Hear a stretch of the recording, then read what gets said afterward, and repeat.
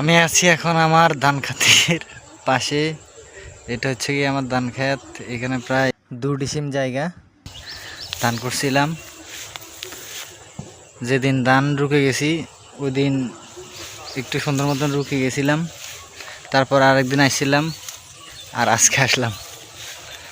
বর্তমানে যেটা দেখতেছি ধান গাছের অতিরিক্ত পরিমাণ আগাছা জন্মাইছে। ধান গাছের থেকে অনেক সময় দেখা গেছে আগাছায় বড় হয়ে গেছে। যাক মাশাল্লাহ, তারপরেও যে ধান হয়েছে আলহামদুলিল্লাহ।